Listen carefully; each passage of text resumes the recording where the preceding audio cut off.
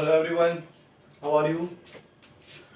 देखिए, आज हम पढ़ने वाले हैं क्वांटम नंबर्स। तो क्वांटम नंबर्स के बारे में आज हम पढ़ेंगे इस लेक्चर के अंदर। तो बेसिकली आपके क्वांटम नंबर्स क्या होते हैं भाई? इलेक्ट्रॉन की इंफॉर्मेशन, ऑर्बिटल की इंफॉर्मेशन और आपके इलेक्ट्रॉन की एनर्जी, उसका ऑर्बिटल का साइज, ये सब, ऑर्बिटल की रेडियस, ये सब हम किससे पता लगाते हैं? क्वांटम नंबर से पता लगाते हैं। भाई बेसिकली हमारे पास 4 क्वांटम नंबर होते हैं यहाँ पर। सबसे पहले मैं बात करूंगा यहाँ पर principal quantum number.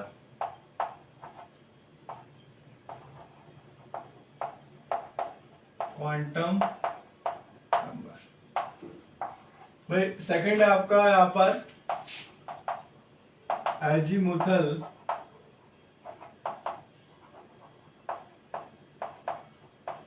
Quantum number. Third है आपका मैग्नेटिक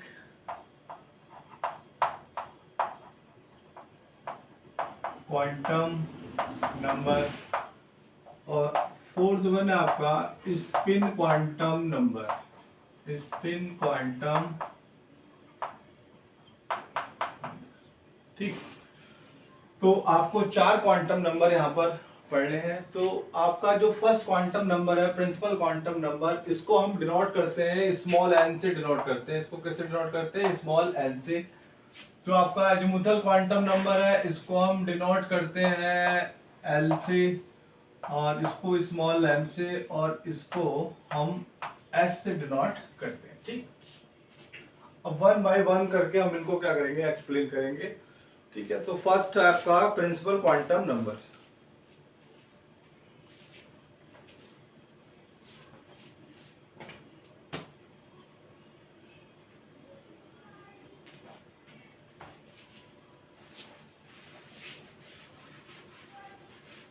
ठीक है भाई। तो मैं यहाँ पर बात कर रहा हूँ प्रिंसिपल क्वांटम नंबर की। देखिए, हमें दो चीज बताता है ये। एक तो हमें बताता है सेल के बारे में, और दूसरा हमें बताता है ऑर्बिट के बारे में।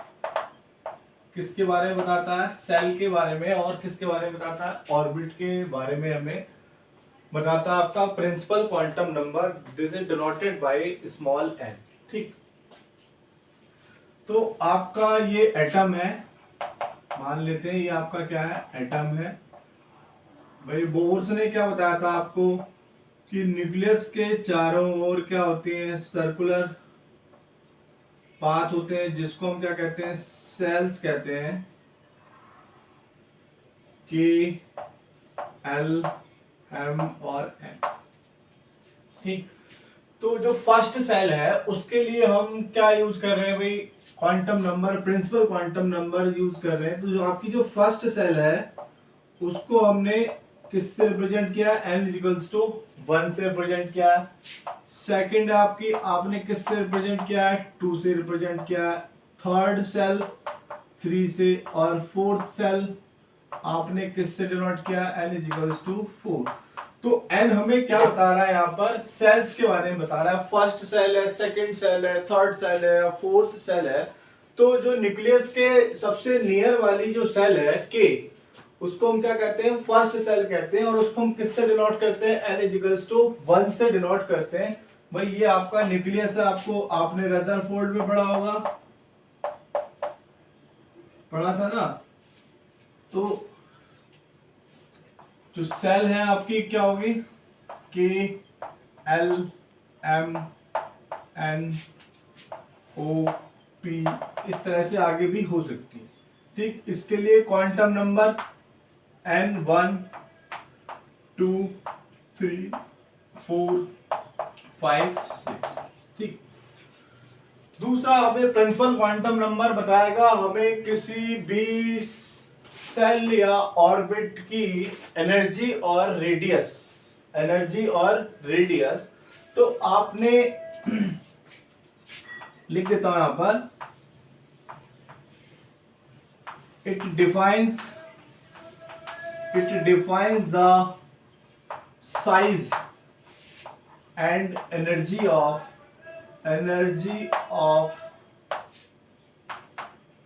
the ऑर्बिट या फिर सेल,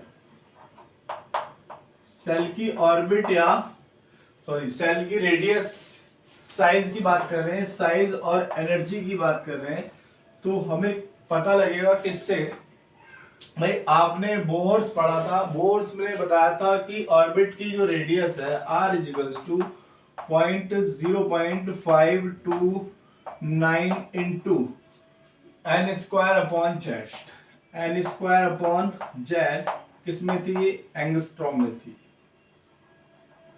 ठीक है। तो मैं यहां से लिख सकता हूं r directly proportional to n square, एक रिलेशन बन रहा है, r directly proportional to n square, यानी कि n आप बढ़ाते जाएंगे, जैसे आप n बढ़ाते जाएंगे r भी क्या होता जाएगा, बढ़ता जाएगा, r भी क्या होता जाएगा, यहाँ पर बढ़ता जाएगा। तो मान लेते हैं इस वाली जो सेल है इसकी जो रेडियस है कितनी है, r1 है, इसकी जो रेडियस है वो कितनी है, r2 है, इसकी जो रेडियस है वो कितनी है, r3, और इसकी जो रेडियस है वो कितनी है, r4 है, ठीक।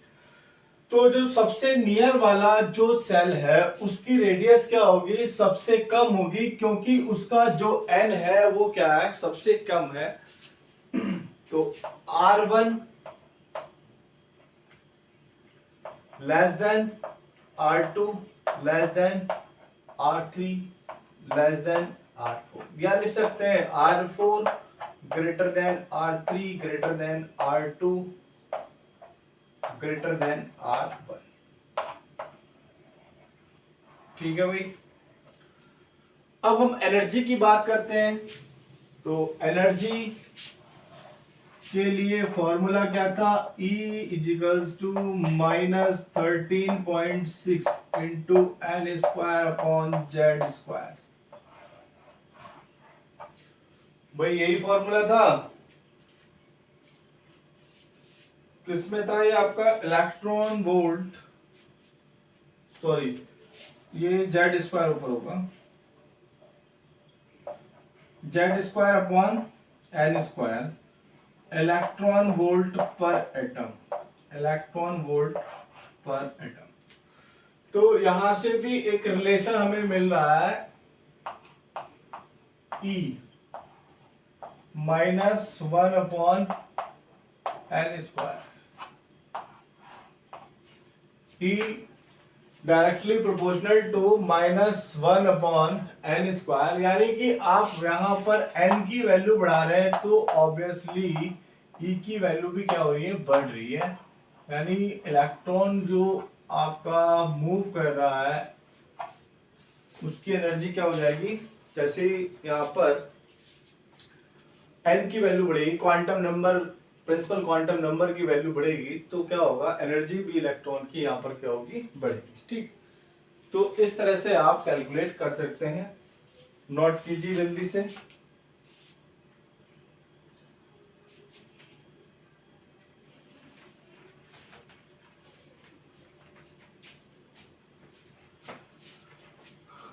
अब देखिए आपको क्या करना है,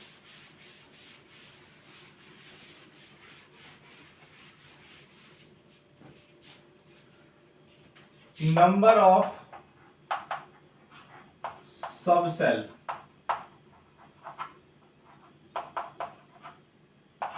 पूछता है तो किसके बराबर होती है, n के बराबर होती है, किसके बराबर होती है, n के बराबर होती है। नंबर ऑफ ऑर्बिटल्स किसके बराबर होता है, एल स्क्वायर के बराबर होता है, और नंबर ऑफ इलेक्ट्रॉन्स इन सब सेल इन शेल 2n स्क्वायर। अब ये जो आपके सेल्स थे भाई, ये आपका न्यूक्लियस एटम के अंदर, और इसके इधर K सेल है, इसके इधर L सेल है, इसके इधर M सेल है और इसके इधर N सेल है। तो इन सेल में मैक्सिमम इलेक्ट्रॉन्स कितने होने चाहिए? जो आपकी K सेल है, L सेल, M, N, कितने इलेक्ट्रॉन्स होने चाहिए भाई? इसके लिए जो नियर आपकी फर्स्ट सेल है, इसके लिए क्वांटम नंबर कितना होगा? n equals to 1। इसके लिए क्वांटम नंबर कितना होगा? n equals to 2। इसके लिए क्वांटम नंबर कितना होगा? n equals to 3। और इसके लिए क्वांटम नंबर कितना होगा? n equals to 4। तो नंबर ऑफ इलेक्ट्रॉन्स निकालने के लिए K, L, M, N, कौन सा फॉर्मूला है? 2n स्क्वायर है, तो 2 इंटू n की वैल्यू कितनी है? 1। तो कितने इलेक्ट्रॉन हो सकते हैं आपके K सेल में? कितने इलेक्ट्रॉन हो सकते हैं आपके? 2 इलेक्ट्रॉन हो सकते हैं। मैक्सिमम कितने इलेक्ट्रॉन हो सकते हैं? 2 इलेक्ट्रॉन हो सकते हैं। और L के लिए देख रहे हैं 2 स्क्वायर, 2 2 जा 4, 2 जा 8 electrons in L shell. 2 into 3 square 18 electrons और 2 इंटू 4 स्क्वायर 4 4 जा 16, 2 जा 32 इलेक्ट्रॉन।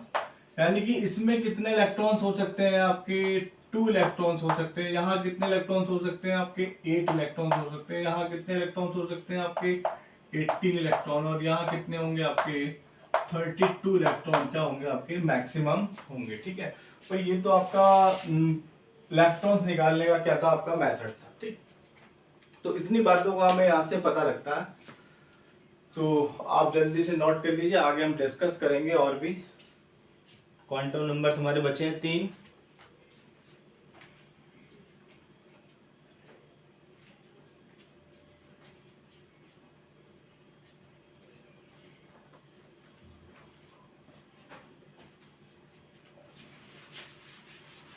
नेक्स्ट है आपका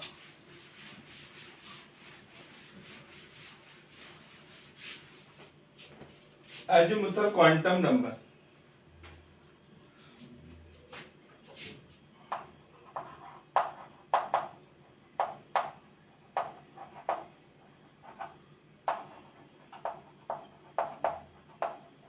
क्वांटम नंबर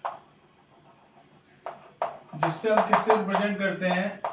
L से रिप्रेजेंट करते हैं। और हमें ये क्या बताता है?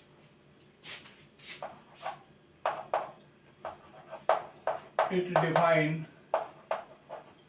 सब सेल।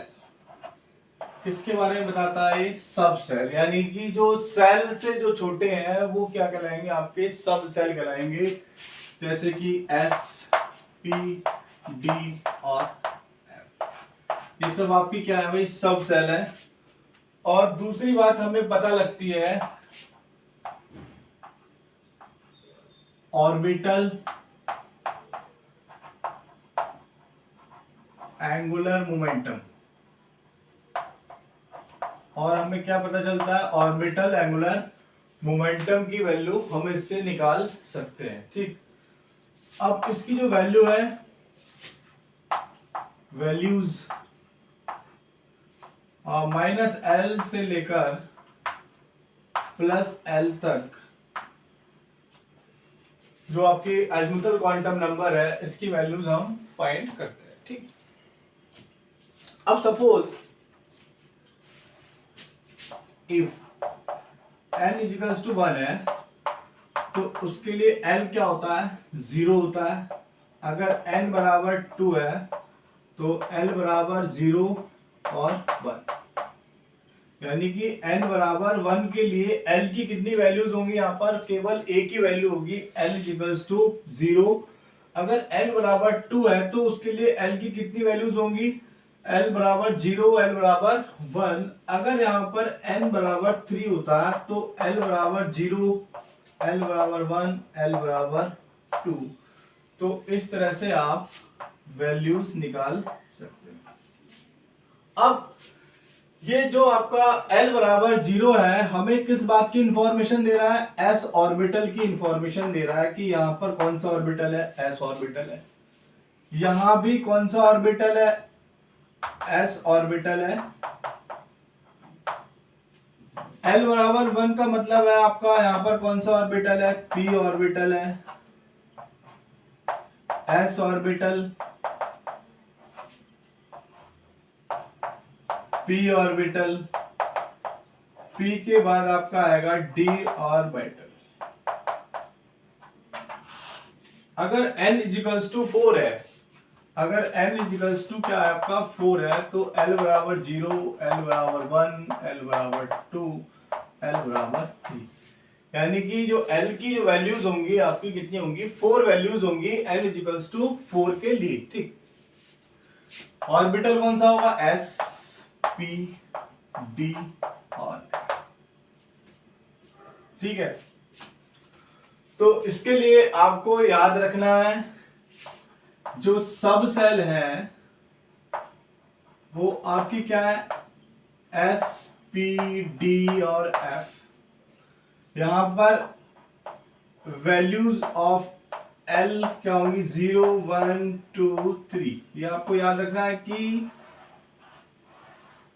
सब सेल SPDF के लिए जो L की वैल्यूज है वो कितनी होती है, 0 1 2 3। ये आपको याद रखना है। भाई हमने कुछ नहीं किया है, देखिए L बराबर 0 है तो S ऑर्बिटल है, यहाँ भी L बराबर 0 तो S ऑर्बिटल है, यहाँ भी L बराबर 0 है तो S ऑर्बिटल है, L बराबर 1 है तो P ऑर्बिटल, L बराबर 2 है तो आपका D ऑर्बिटल और L बराबर 3 है तो आपका F ऑर्बिटल। ठीक, ये बात आपको यहाँ पर ध्यान रखनी है।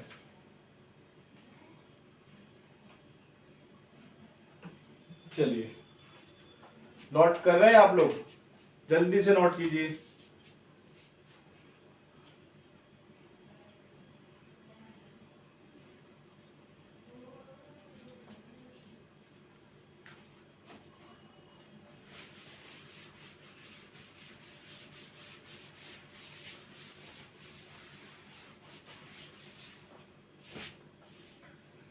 ऑर्बिटल एंगुलर मोमेंटम, ऑर्बिटल का एंगुलर मोमेंटम की जो वैल्यूज फाइंड करते हैं हम, रूट एल, एल प्लस 1 और h अपॉन 2 पाई, या root l, l plus 1 h cut, यानी कि जो आपका h अपॉन 2 पाई है उसको हम क्या बोल देते हैं, h कट भी बोल देते हैं। ठीक, नंबर ऑफ ऑर्बिटल्स निकालने हैं, अगर आपको क्या निकालने हैं, नंबर ऑफ ऑर्बिटल्स निकालने हैं, तो आप 2l प्लस 1 फाइंड आउट करेंगे, और नंबर ऑफ इलेक्ट्रॉन्स निकालने हैं तो 2 इंटू 2l प्लस 1, यहां पर हम फॉर्मूला यूज करेंगे। ठीक, अब आपको उसने पूछा कि 2p में कितने ऑर्बिटल है। एग्जांपल 2p, भाई 2p में कितने ऑर्बिटल है, 2p यानी p का मीनिंग क्या है भाई, p के लिए l की वैल्यू कितनी है, p के लिए l की वैल्यू कितनी है, 1 है, तो number of orbitals 2 into 1 plus 1 बराबर कितने ऑर्बिटल होंगे, 3 ऑर्बिटल होंगे। एक होगा आपका px, एक होगा आपका py और एक होगा आपका pz। ठीक, अगर उसने पूछा कि इसमें कितने इलेक्ट्रॉन होंगे, नंबर ऑफ इलेक्ट्रॉन्स पूछा है कि नंबर ऑफ इलेक्ट्रॉन्स, फॉर्मूला लगा दीजिए, 2 इंटू कितना आ जाएगा, 6 इलेक्ट्रॉन्स। कितने इलेक्ट्रॉन्स हो जाएंगे, 6 इलेक्ट्रॉन, यानी कि p ऑर्बिटल में जो मैक्सिमम इलेक्ट्रॉन होते हैं वो कितने होते हैं, 6 होते हैं। और ये भी आपको मैं सिखाऊंगा, वो इलेक्ट्रॉनिक कॉन्फ़िगरेशन जब हम करेंगे तो ये सब हमें वहां पर पता लग जाएगा। ठीक, तो जल्दी से नोट कीजिए। इसको आप लिख सकते हैं और करके भी लिख सकते हैं, 2 2 जा 4l प्लस 2। ठीक है, जल्दी से नोट कीजिए, आगे बात करते हैं।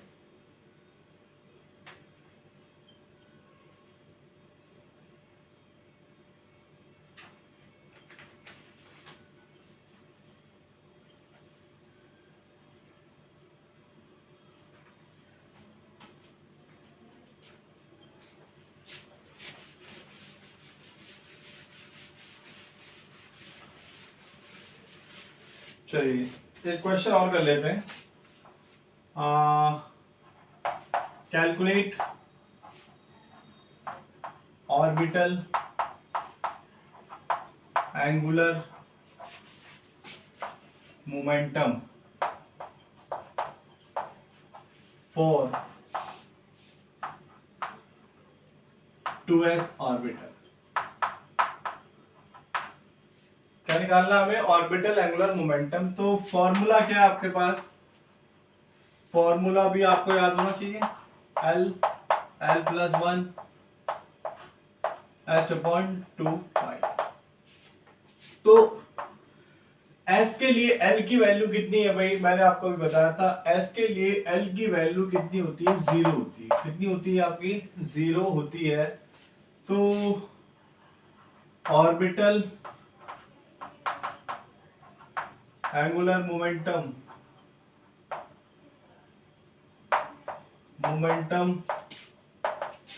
कितना हो जाएगा? 0, 2 × 0+1 h/2 पाई बराबर क्या हो जाएगा? आंसर आपका 0 आ जाएगा।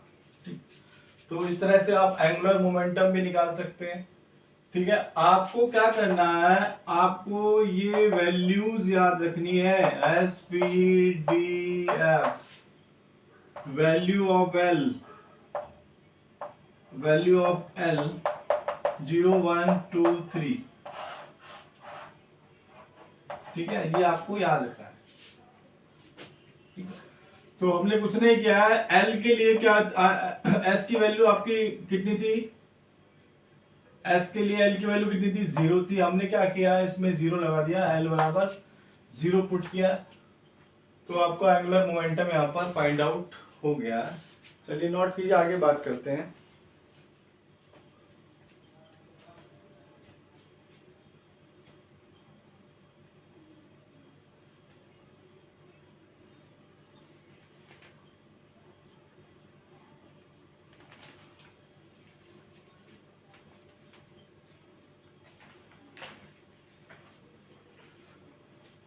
थर्ड है आपका magnetic quantum number.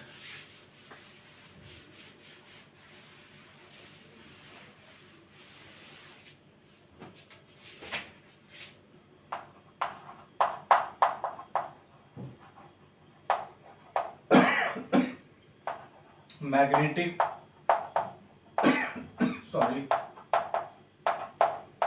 Denoted by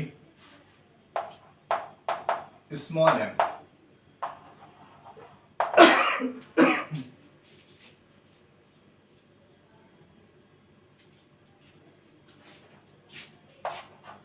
It describes the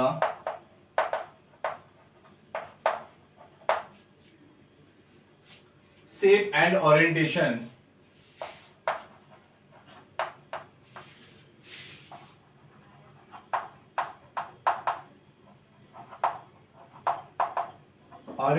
of cells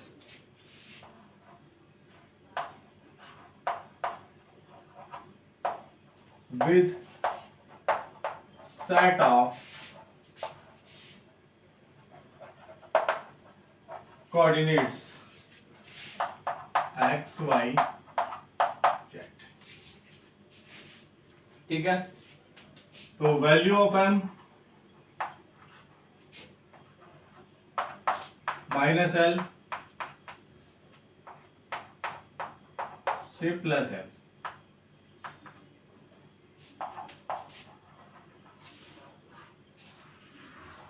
ये आपको याद रखना है। ठीक है, -L से +L। Total value of m 4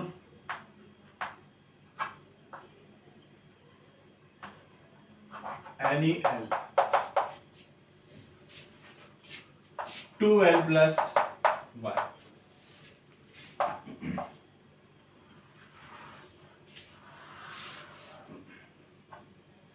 ठीक है भाई,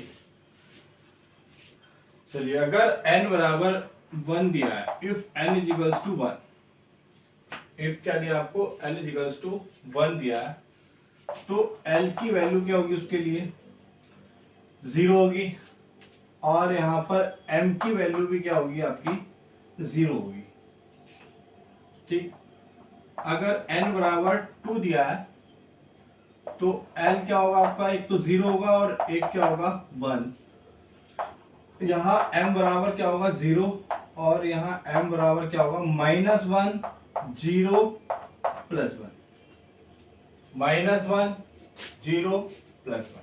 ठीक, देखिए l बराबर 0 किसके लिए था, s के लिए था, तो यहाँ पर ऑर्बिटल कौन सा होगा, यहाँ पर ऑर्बिटल कौन सा होगा, s ऑर्बिटल होगा। यानी कि हम क्या लिखेंगे 1s लिखेंगे। 1s क्यों लिख रहे हैं, क्योंकि उसका क्वांटम नंबर जो प्रिंसिपल क्वांटम नंबर है वो कितना है 1 है। 2, तो यहाँ पर m बराबर 0 के लिए क्या आ जाएगा 2s आ जाएगा। और यहाँ पर l बराबर 1 किसके लिए होता है, p के लिए होता है। तो यहाँ कितने ऑर्बिटल आएंगे 1 2 3,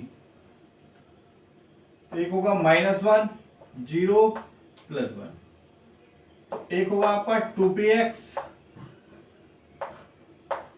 दूसरा होगा आपका 2py और तीसरा होगा आपका 2pz।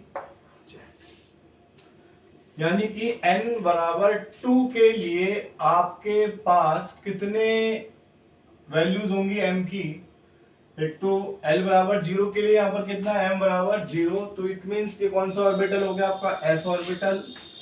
l बराबर 1 तो m -1 0 +1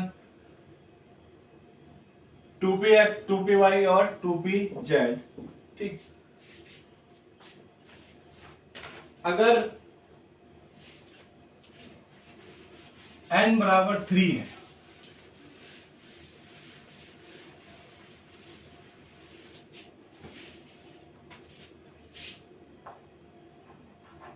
if n is equals to 3, L0 L1 L2 M0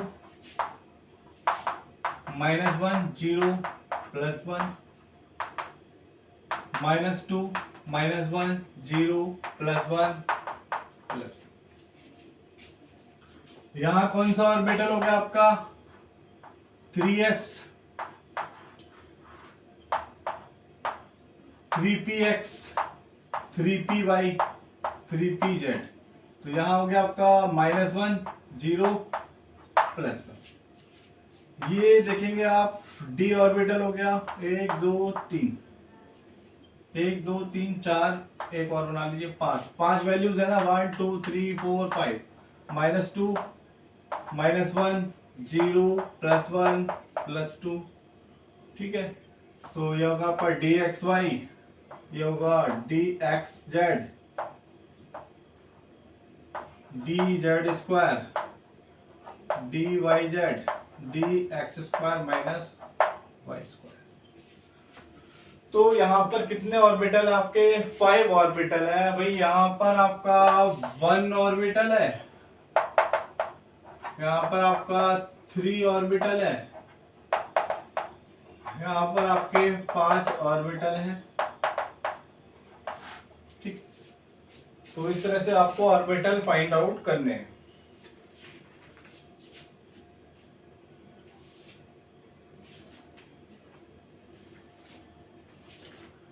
अगर n बराबर 4 है, n = 4 है, तो L0 L1 L2 L3 M0 -1 0 +1 -2 -1 0 +1 +2 -3 -2 -1 0 +1 +2 +3। तो टोटल ऑर्बिटल कितने हो गए 7 ऑर्बिटल हो गए। कौन सा सबसेल है ये F सबसेल है। ठीक, ये आपका कौन सा S, ये कौन सा P, ये कौन सा है D। ऊपर से बताते आ रहे हैं, इसमें आपके 7 ब्लॉक होंगे। ठीक है भाई, कुछ सीखेंगे इसमें अभी हम।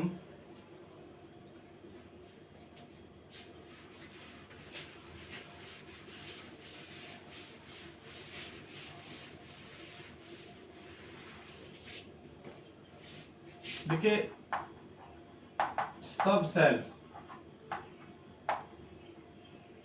एस पी डी और एफ, इसमें एक ही ब्लॉक होगा, इसमें आपके 3 ब्लॉक होंगे, इसमें आपके 5 ब्लॉक होंगे, और इसमें आपके कितने 1 2 3 4 5, 1 2 3 4 5 6 7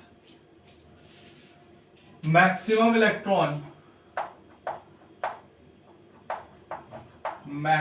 इलेक्ट्रॉन कितने हो सकते हैं 2, इसमें 6 इलेक्ट्रॉन, इसमें 10 इलेक्ट्रॉन, इसमें 14 इलेक्ट्रॉन। यानी कि ये जो इलेक्ट्रॉन आपके मैक्सिमम इलेक्ट्रॉन है, इनसे ज्यादा इलेक्ट्रॉन हम इसमें फिल नहीं।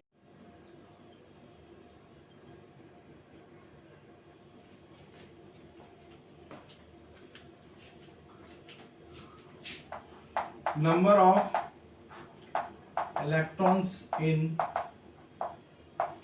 ऑर्बिटल, मैक्सिमम नंबर ऑफ,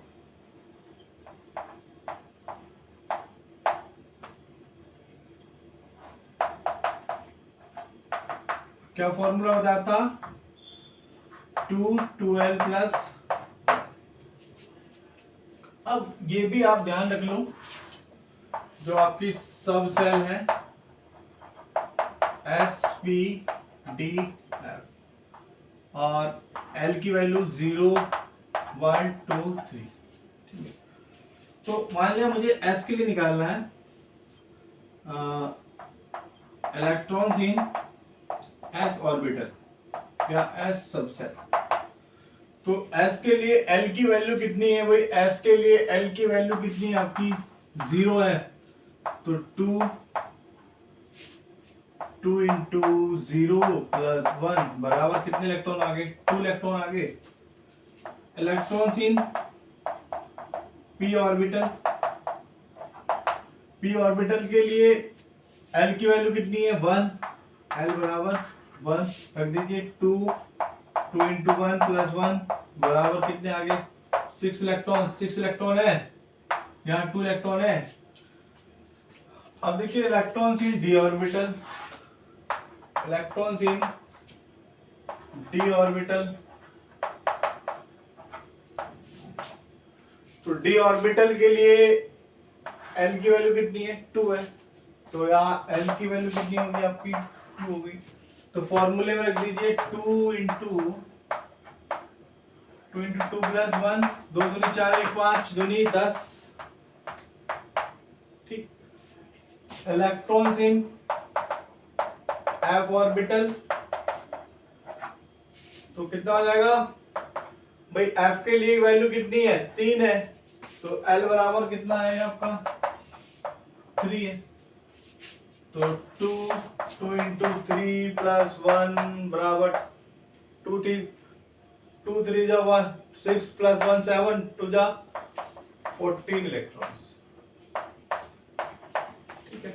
तो इस तरह से आपको याद रखना है, निकाल सकते हैं आप। और लास्ट आपका क्वांटम नंबर है spin quantum number.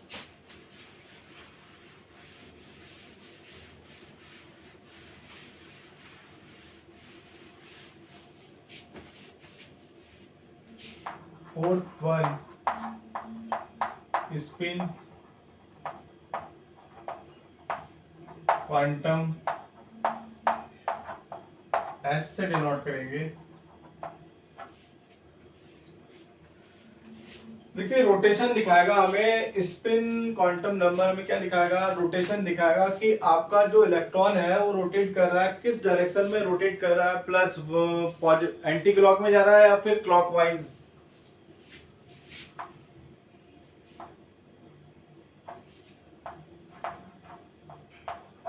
Represent the rotation of electron. भाई आपका इलेक्ट्रॉन कैसा है, चार्ज पार्टिकल है, और चार्ज पार्टिकल है तो क्या होगा, रोटेट कर रहा है। रोटेट किस डायरेक्शन में कर रहा है,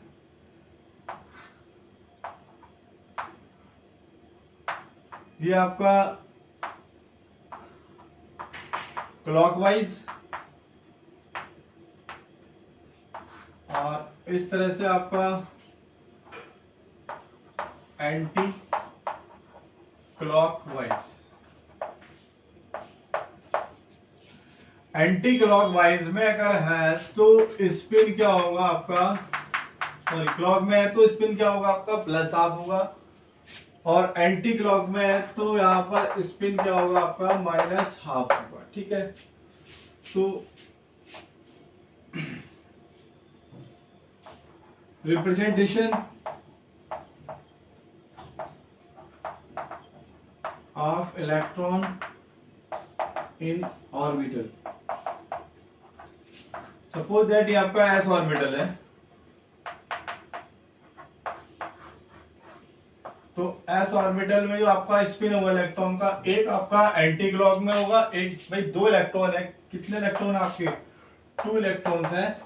एक इलेक्ट्रॉन का जो स्पिन है वो क्या आपका एंटी क्लॉकवाइज है, और दूसरा क्या आपका एंटी क्लॉक है। भाई ये आपका जो है पॉजिटिव हाफ, और ये आपका क्या आपका निगेटिव हाफ। अगर इस तरह से दिया है तो भी गलत है, अगर इस तरह से दिया है तो भी क्या आपका गलत है। ये वाला आपका क्या है, सही है। ठीक, अब टोटल स्पिन की बात करें, अगर यहां से आप टोटल स्पिन निकाल सकते हो, टोटल स्पिन को कैपिटल एस से डिनोट करेंगे, प्लस हाफ और माइनस हाफ दोनों को ऐड कर देंगे तो बराबर क्या हो गया आपका, 0 हो गया। स्पिन क्या हो गया आपका, यहाँ पर 0 हो गया। ठीक, यहां से आप स्पिन एंगुलर मोमेंटम भी निकाल सकते हैं। Spin angular momentum root S plus 1 और h/2 पाई। ठीक, क्वेश्चन करेंगे अभी, किस तरह का क्वेश्चन करेंगे, चलिए देखते हैं।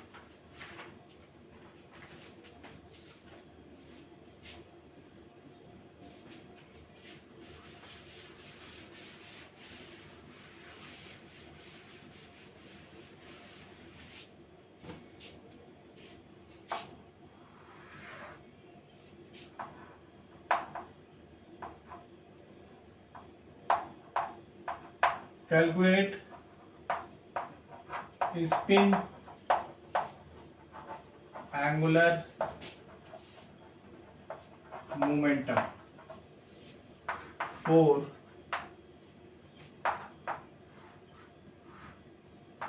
इस तरह से आपको दिया है।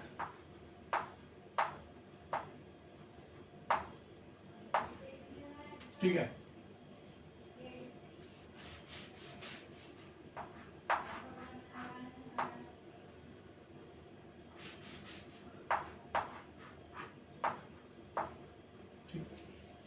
भाई ऑर्बिटल के अंदर जो इलेक्ट्रॉन है इस तरह से उन्होंने रिप्रेजेंट किए हैं, और इसके लिए आपको क्या निकालना है, स्पिन एंगुलर मोमेंटम निकालना है। तो ये वाला जो इलेक्ट्रॉन है इसका स्पिन क्या होगा, प्लस हाफ, ये जो इलेक्ट्रॉन है इसका स्पिन क्या होगा, माइनस हाफ।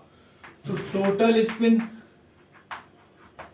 स्पिन बराबर क्या हो गया आपका, प्लस हाफ माइनस हाफ बराबर 0। तो ऑर्बिटल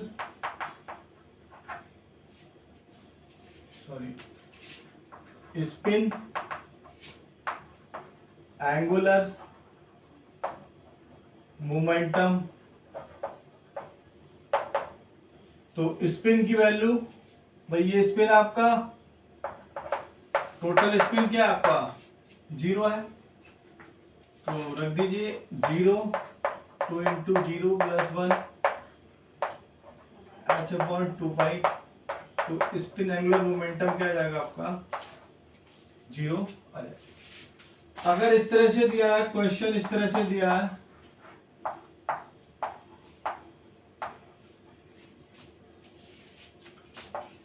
ठीक, तो इसके लिए spin half plus half plus half, S बराबर plus half plus half plus half, तो कितना आ गया आपका 3/2।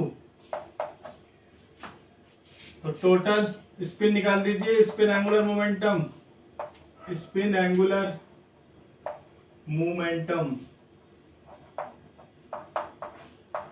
3/2 into 3/2 into 2 plus 1 h upon 2 पाई। 2 से 2 कैंसिल हो गया, तो कितना हो गया 4।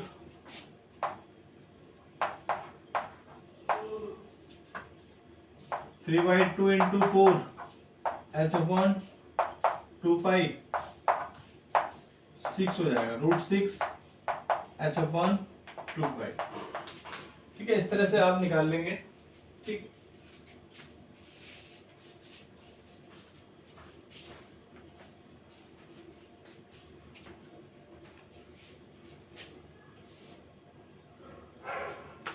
अब क्या है कि इसमें भाई ये आपके थे क्वांटम नंबर्स, और इसके क्वांटम नंबर में हम देखेंगे डायमैग्नेटिक और paramagnetic behaviour of atoms and molecule.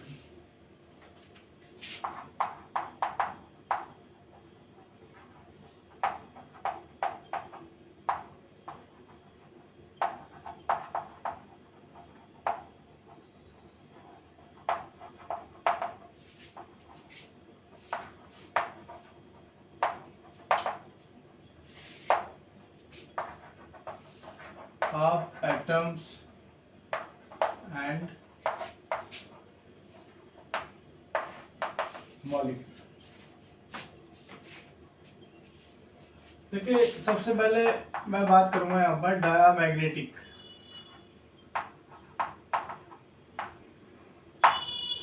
ठीक है, डायामैग्नेटिक है, मान लिया कोई मॉलिक्यूल है आपका और मैं उसको मैग्नेटिक फील्ड में क्या कर रहा हूँ, प्लेस कर रहा हूँ। मैग्नेटिक फील्ड में प्लेस करने के बाद उस एटम को या मॉलिक्यूल को मैग्नेटिक फील्ड द्वारा क्या कर दिया जाता है, उसको रिपेल कर दिया जाता है। रिपेल करने के बाद वो क्या कहा जाएगा, आपका डायामैग्नेटिक मॉलिक्यूल कहा जाएगा। और देखिए, all the electrons are paired. ठीक, all the electrons are paired, सारे इलेक्ट्रॉन कैसे होने चाहिए, पेयर्ड होने चाहिए।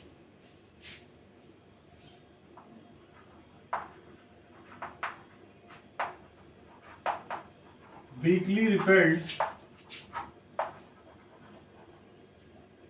Bye magnetic field.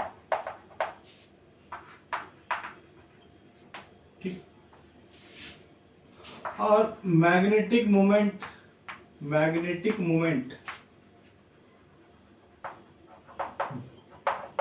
म्यू हमें बताएगा कि डायमैग्नेटिक है या फिर वो पैरामैग्नेटिक है। अगर ये जीरो है, अगर ये क्या आपका जीरो है, तो क्या होगा, डायमैग्नेटिक होगा।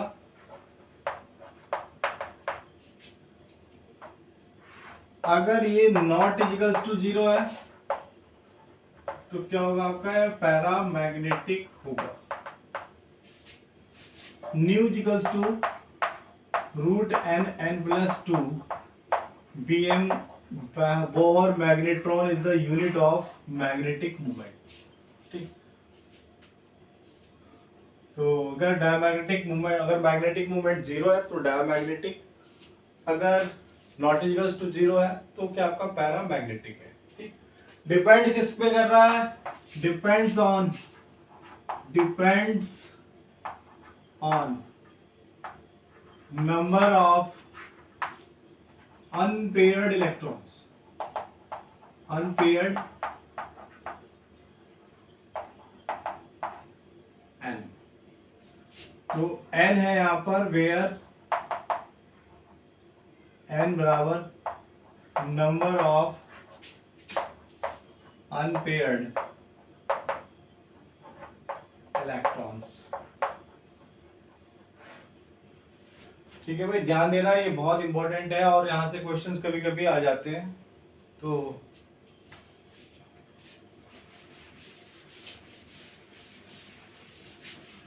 Paramagnetic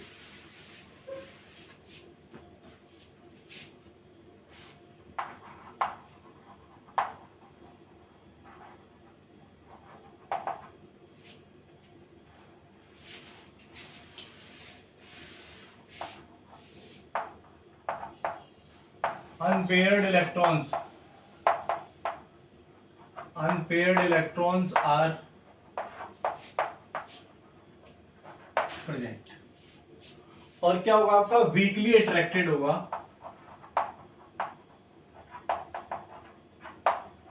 weekly attracted by the magnetic field.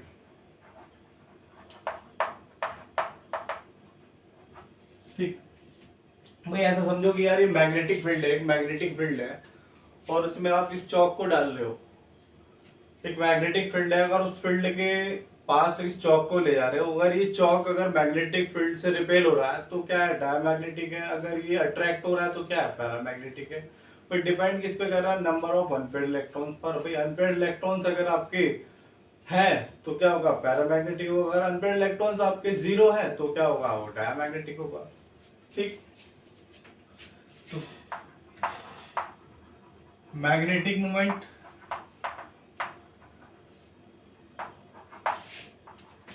Not equals to zero. ठीक है, एग्जांपल देख लेते हैं, जैसे कि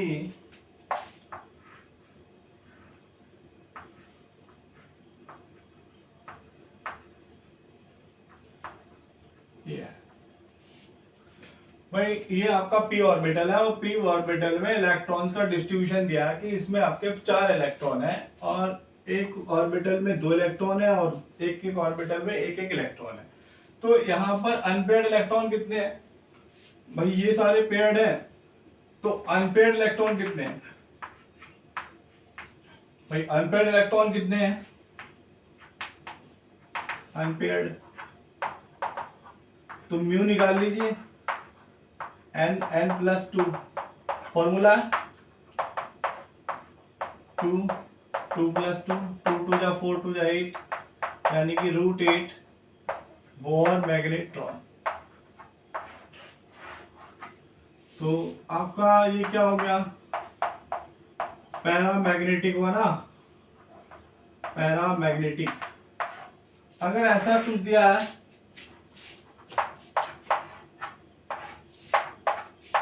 एक दो ऐसा कुछ दिया है भाई, सारे इलेक्ट्रॉन्स क्या है इसमें, पेयर्ड है, यानी कि अनपेयर्ड इलेक्ट्रॉन जो n है वो क्या हो जाएंगे, 0 हो जाएंगे।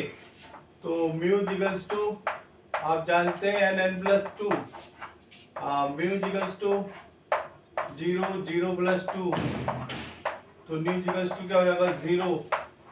तो ये आपका क्या हो गया, डायमैग्नेटिक हो गया।